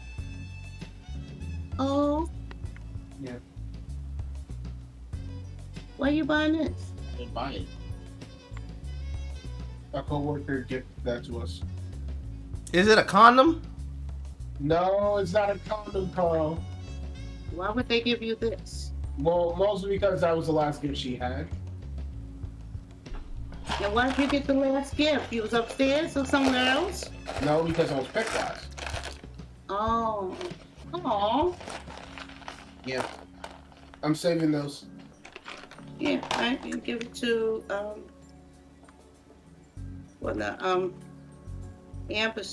Amber or Autumn or Elise. They're supposed to be coming up this summer. Oh, you got your badge in here. What's this, Skittles? Oh. Let's do it. Pack your Skittles, buddy. I haven't bought Skittles in months. Just both of these is dollar pieces. Yes. Look, Chris. One of them's a silver dollar. This is it, right? Look. This is a quarter. Yeah, it's a silver dollar. Look who's in your laundry. Stop laughing, Carl. What did I do? You didn't do anything, Mrs. What, you don't like Mrs. the Chris's soup? mom. No, he's not. He's not saying that. It's just more along the lines of he's coaching me. You do what? You're talking to a girl? No. Oh. I can be a girl if you want. Shut up, Carl. Hold on, let me get rid of it. That's all. You don't got a dollar piece. Yeah, I got it. Also, one of those is like a chocolate thing. I don't know what that is. It's the biggest one. What's this? Yeah, that's a chocolate like white thing. Job? Definitely job. Yep. No? Yeah. All right, I'll read it. Thank you. It's chocolate. It's dark chocolate, caramel, and pecan. Ah, you know I want that. Go for it. But yeah, you take his tower. So, from the top, push through, take top tower, pass through the enemy jungle, take his camps, push the wave in mid, take advantage of the low tower health, take the mid tower, path back to the top state quadrant, start taking the herald. Because I see them fighting down here, and I see them fighting over this objective. So I'm going to make a cross play and take advantage of this new zone of control that I have as my responsibility, and just get big off of it. Then maybe he could have did something about you. Say again? If Brand WQ'd you, he could have probably done something about you. Not really. He could have tried to make a kill attempt, but I just would have ran away. I'm faster than him. Fair. So, go back to the top side quadrant, take advantage of his camps being up, take his blue. Path back over. I'm not sure. I start pinging for the assist because I just took his shit. So Warwick's mad. So here he comes. Here he comes, save the day.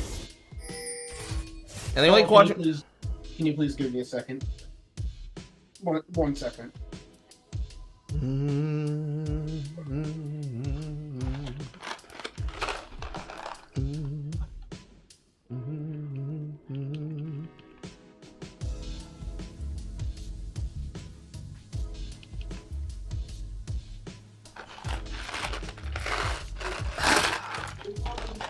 Nope, it's all different. If maybe it's just our birthday, dude. Ah, dude. I'm ready to go. One. Green one. Hung it up. This heavy day? It's cold. No, I'm with my jacket. I got my robe on.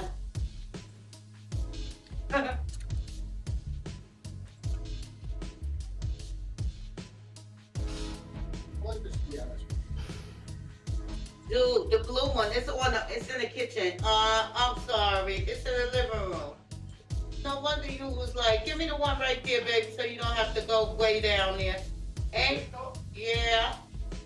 I'm gonna have to use it. I thought it was in my bedroom. I'm sorry. It's fine, Mark. Got it.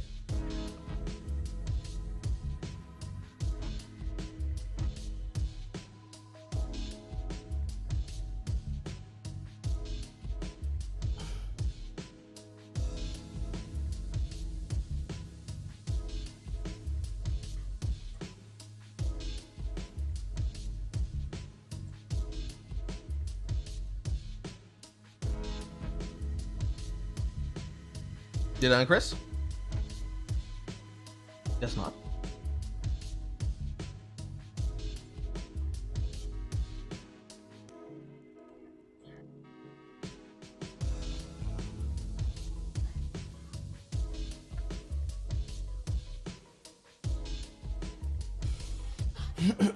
Sorry about that, Carl. Okay. I had to do something. You know how it is around the house. I deal with it every single day, bro. So, take top turret, take mid turret. Path can take all of his topside jungle on one rotation. Immediately go to the Herald, take the Herald, and back in their face to get my empowered back by. Whenever you have an opportunity to take the Herald and to take advantage of its effect, you need to remember that you have an empowered recall when it is up. Crushing the eye to break a tower is great if what you need to do is give that laner the ability to start roaming the map. However, because I'm already strong, I'm 6-1, and I'm trying to continue applying pressures to the map. Anywhere I choose to go, I'm going to draw people to me. So the most important thing that I can do here is to continue getting big off of his camps and my camps. I say my camps, my jungler's camps. His camps and my camps. To be able to take an advantage, to continue investing in killing him. Now that I have 2 items completed, with Mortal Reminder, he's not going to get effectiveness out of his healing, because he's already trying to build his Spectral's Cowl to finish his Spirit Visits. So now my goal is to constantly make his day a nightmare. I walk up to the wave and I challenge him on his push. He immediately diverts off and goes to try and join his team in the mid lane. I recognize this, and I start taking camps again. They're trying to fight a 3-3 mid under a tower. They break off, and they end up doing this play over here. Objective bounties now become available. And notice how the entire time they're doing that goofy shit, here I am, top side. And here they are, bottom side. An incoming flank for a 5v2 that is now about to go poorly in their favor. Because now that Draven is dead, they're going to have a very bad time. So the only thing my jungler can really do here is run in this direction, while Teemo runs in this direction. That way they don't just run them in the entire time.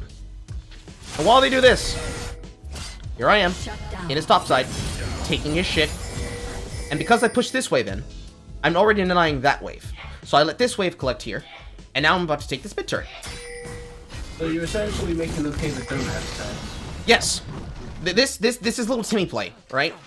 The way that Nice and other streamers and other coaches like myself call this was little Timmy play.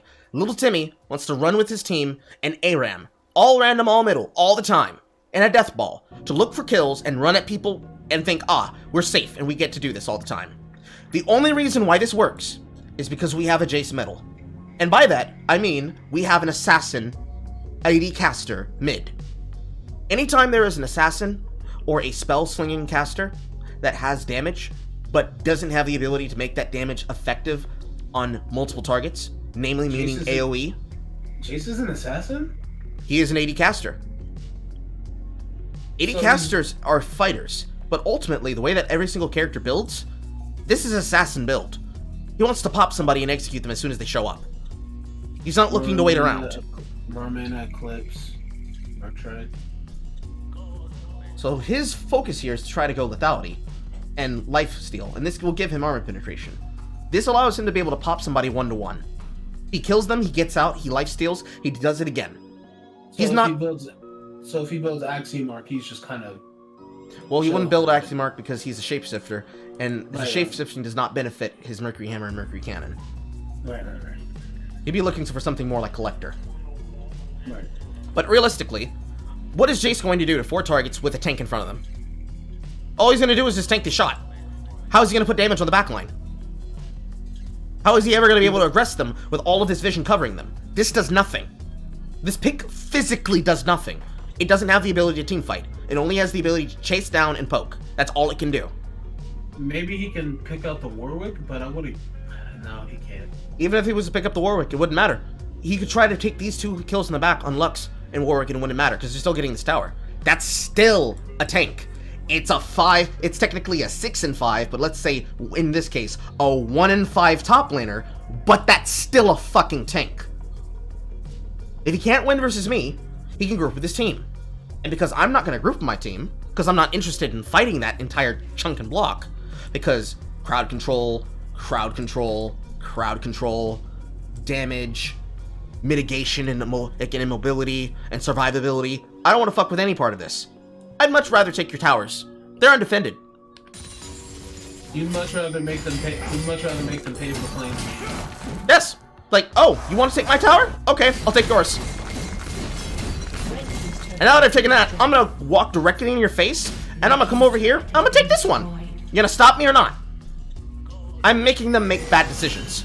Because realistically, I can kill any of them as long as they try to feed into me one by one. And that's already what they're trying to do.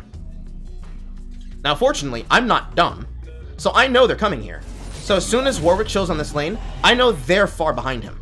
Because there's no reason why he would feel safe being here unless he has assistance. Because this entire game I've been a menace and a terror. And the only time they were going to get a kill on me is when he had assistance to fight me here.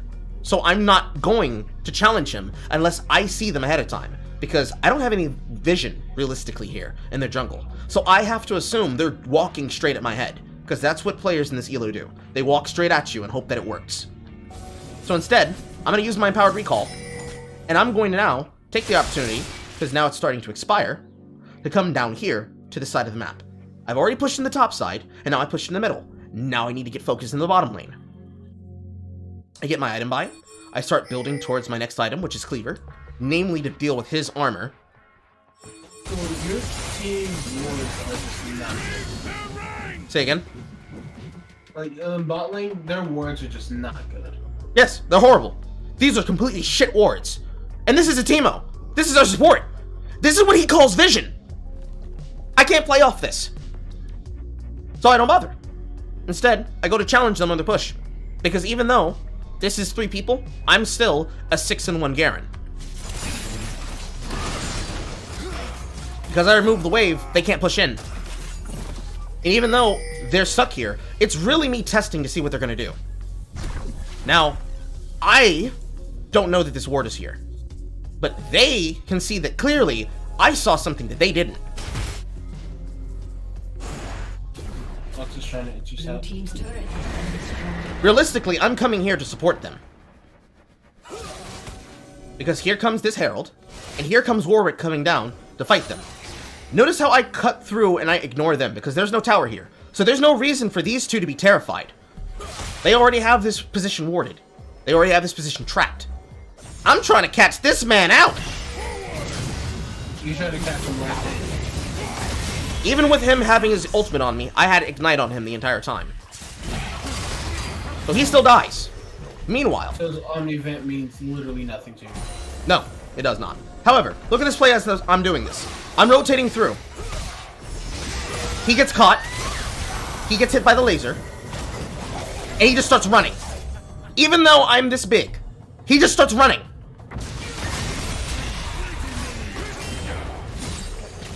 Almost gets hit by the bind again. Getting zoned off. Does he really think he can tell you? Does he really think he can take you? Him? No. But him with Lux? Yes. Now, because I don't have my Ignite, and because I'm more interested in trying to save my Teemo, because at this point I haven't established that Teemo and Draven are trolls, because before this play happened, they're incessantly pinging my Herald, as though... You got You send me some for something? No? I'm Oh not- yeah, I got what I went for. My name's Shamel, and I bought a coffee. Alright. So let's see. Timo gets ignited, so Timo's dead. When I keep Mm-hmm. get nothing in that cold. Whew. And He's gonna get cold. is he coming back? I thought he was running away. He ran backwards and then ran forwards and then went backwards again. He was trying to dodge skill shots, but as soon as I was fighting here, he was already trying to run away before he realized what was happening. He assumed that I wasn't going to win this. However, before this happened, both him and Draven, before this, started to use their R when a quick W could have worked. Now before this happened, both him and Draven are constantly pinging my Herald, demanding that I drop it on structures that I can get without popping it. Now, because I had to walk over and my plan was to use this to bait them into a fight here, they're not at all prepared for what needs to happen. Unfortunately, I reported them and they got banned, but that's fine. I try to come through here to slide in and fight her, and I end up using my flash and not realizing that she had a full completed Zhonya's. Now, unfortunately, I die here for this, because of these two not being prepared. She clips him with the edge of her E.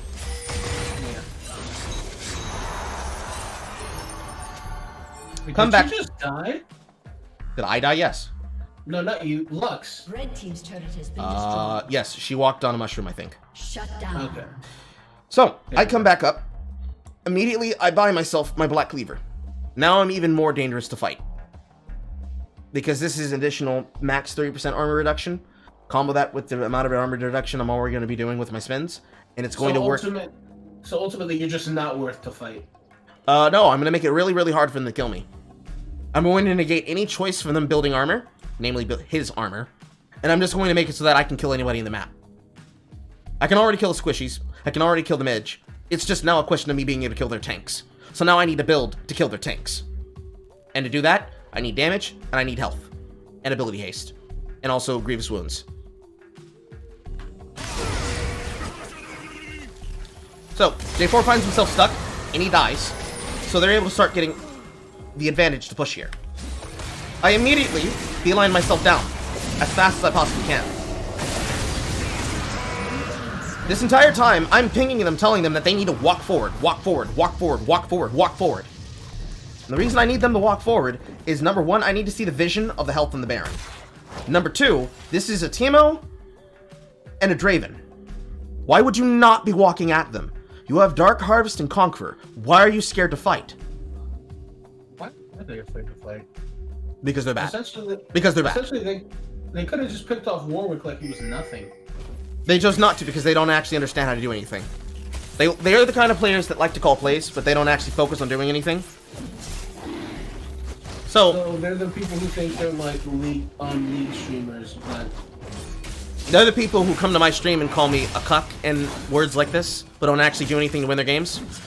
Right now, he's trying to do some bullshit with bouncing traps towards the dragon, when he really just needs to do is he needs to walk up and throw the traps at the dragon. And nothing that he does here is keeping him away from him. He's scared of nothing here, because he outspeeds him. He's actually one of the best counters to Mundo, but unfortunately, he did not build Burn, he built Ludens. So instead of having the item that he should have, which is the Andres, these mushrooms not only do not do enough damage, he's not realistically doing anything useful. And this is despite the fact that he has Morellonomicon. So he can actually negate both of their abilities to fight back here, just by getting the burn damage on them. But he's not doing it, because of reasons. And because that's his front line, Draven is nowhere to be fucking found here, and he gets erased anyways. And now... You know, honestly speaking, if he built on Leandries and Demonic Embrace, he would just be swimming right now. Yes, but these, remember, they're bad. Right. And because he is our support, the mid laner is following his lead as though he knows what he's doing. Now, no, I'm walking in a straight line at the dragon. I'm not wasting time, because I'm trying to stop him from using his spike. For some reason, Jace decides to use his Q on the dragon. So they just did an automatic smite here. That's fine. It's 2 dragons to 1. Blocking the soul for 1 dragon is not going to affect us very much. But now, I kill the jungler. I get the damage necessary on top of them. Outplay both of their spells. Because of his burn damage, he executes him. Because he chose to use that spell, and use his Zhonya's, I just turn my immediate attention I'm cutting off his assistants. And after killing him, I start looking to go immediately back to the lane. Come through, do the exact... I'm always trying to end the game. I push through, and I go right back to the same thing I was already doing. Getting it vision ahead, warding the jungle, taking their camps, pathing over and being a nuisance. I'm waiting here to see... Why did Warwick build that instead of... Why did Warwick build Bramblevest and Divine Sunder and Stark's Gauge? These two items and Bramblevest is fine. No. Why did he build Stark's Gauge instead of building Titanic? Because there are some players that value the effectiveness of the Sheen items before getting their wave clear. And I could not tell you past that. Okay. I have multiple games to show you here, so I'm trying to speed through these as fast as possible. Okay. It did not help that your mother kept coming in, so there's that too. Yeah, sorry about that. And So, I'm waiting here in this rush to fight him. so much time. Player's ward. Wait for him to break the crest. Come back through. Get on top of him. Immediately force him to burn his sums. Walk on top of him again. Turn right back around. Same play again. Turn right back around. Push back into him again. Did he have 2 stacks? Say again. So for a minute, for a few seconds, it looked like he had 2 stacks of your East passive. Possibly. So here's Judgment. Here's Ignite. Here's Black Cleaver. And then here's Slowed.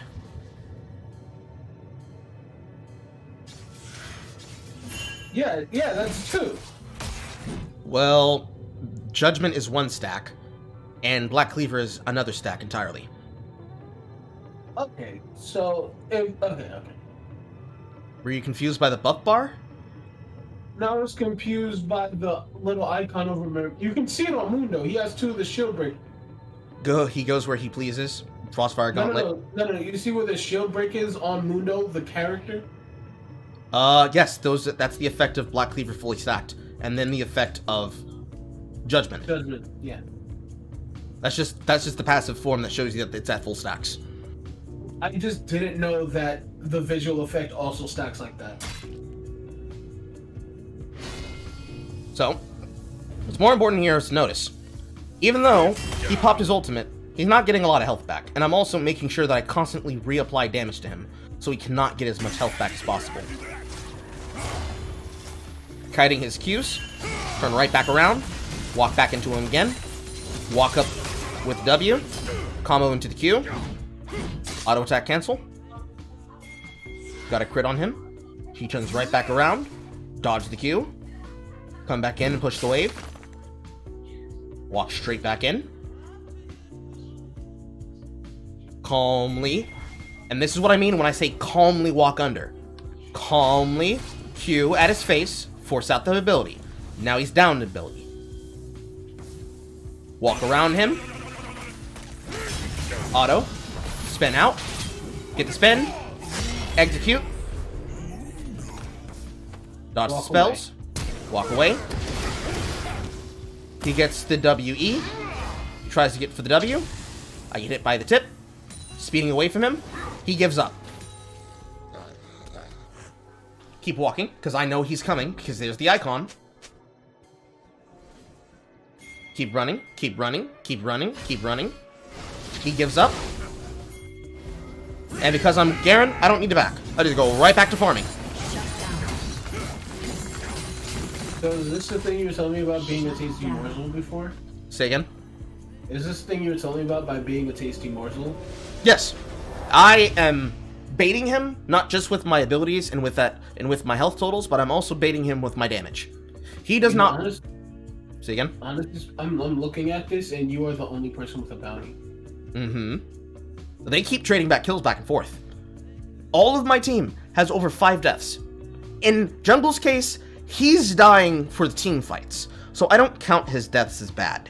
But my mid laner, a poke champion who does not need to initiate until he has kill threat, a bottom laner whose entire goal is to get a cash out, a support whose entire goal is to control vision and try to poke people with control of areas, Why are they dying?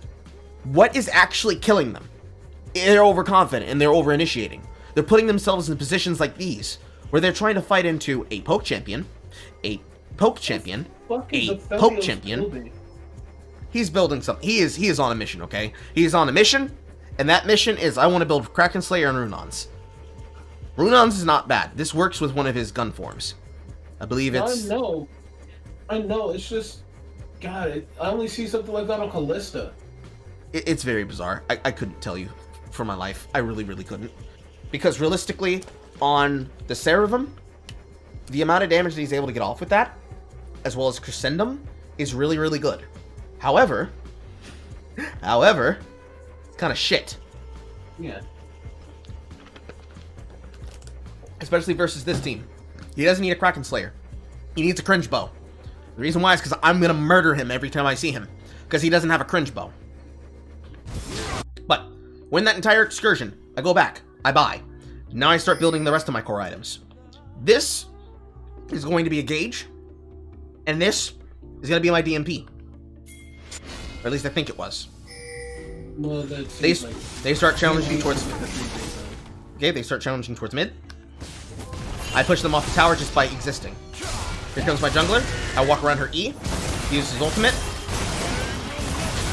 I'm on the outside. Come through. Double kill. Run him down. Get the block. Get the angle. Triple kill. Did you get a penta? No, you didn't get a penta. Could not penta. They were too far away. Start pushing through. Start aggressing the mid lane. And now, my team is going to do Baron. And I am going to start taking control of the bottom side. Because he's not guarding his camps and he did not farm his camps, I'm going to farm his camps. And while they're doing this Baron, which they don't realize, because they didn't put a ward on it, they don't prioritize Barons in low elo games. They think, if we go Baron, we're going to throw. And most of the times they do, because they don't actually know when to go for them. Because they're doing this, I walk in front of them, and it's like, oh, if they were doing Baron, clearly Garen would be there with them, right? And they just saw me mid. They saw me walk to the bottom quadrant. So why would they be worried? Take his camps. Take this giant juicy wave. But first, I'm going to wait. And the reason why is because I'm expecting someone to come farm this. I'm waiting outside of vision. Waiting for him to get closer. Waiting. So you're essentially just baiting. Yes. And I'm waiting also because Dragon's about to come up. Waiting. Here's my target. I see them in position. I come back over. Walk up behind him. Flash on his head. Spin his ass down. Walk over here. Get a full flank. Get up top of Lux. Get up top of Rand. That's me. Come through. Spin down him. And then they forfeit. A summoner has disconnected. The entirety of that time, there was not a single thing that I was doing that was not without purpose and point. It's not about perfection. It is about effectiveness. Or more actually, the word that I'm going to get you to learn, efficacy. When something is effective, when something is really, really good and useful, you might think, well, that means I should always do that because it always works. If you think in that way, you're going to become results-oriented. This play works because I kill him here, and because I killed him here, then that's why it's good. It is not. My plays have efficacy. I do them because they work and they're consistent. It is consistent for me to flash on this laner and kill him outright because there's no counterplay for him. He doesn't have sums. He can't flash away from me. And even if he did, I'm still Garen. I'm running his ass down. I can be able to walk here because since they no longer have a backline, there is no sustained damage threat to kill me here. If not, you could have R'd him and gone for that kill. Why do I need to R him? He's already dying quickly.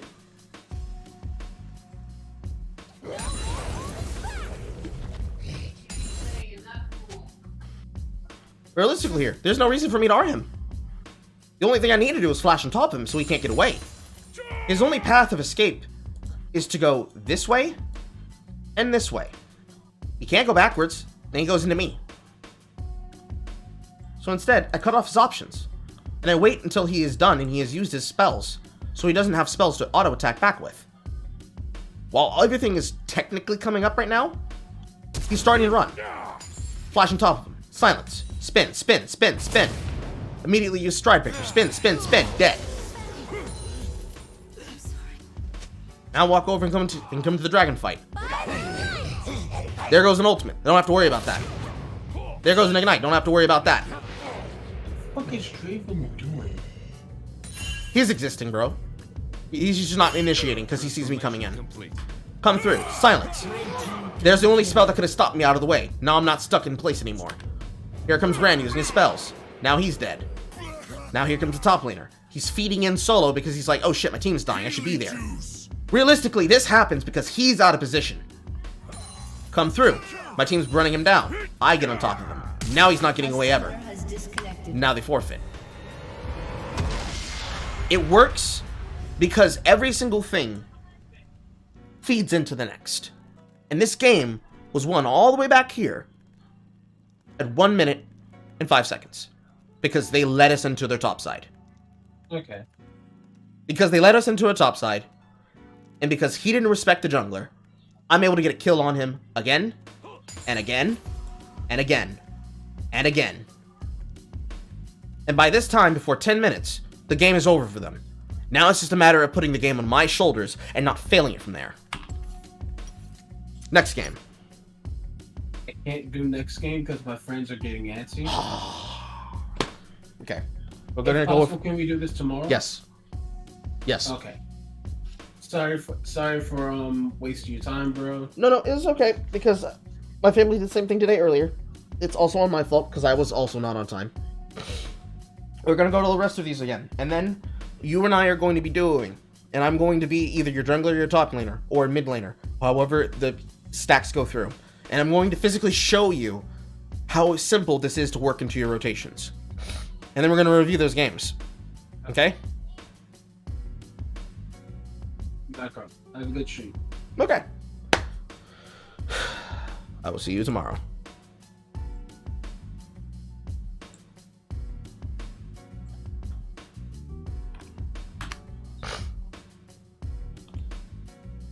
Alright.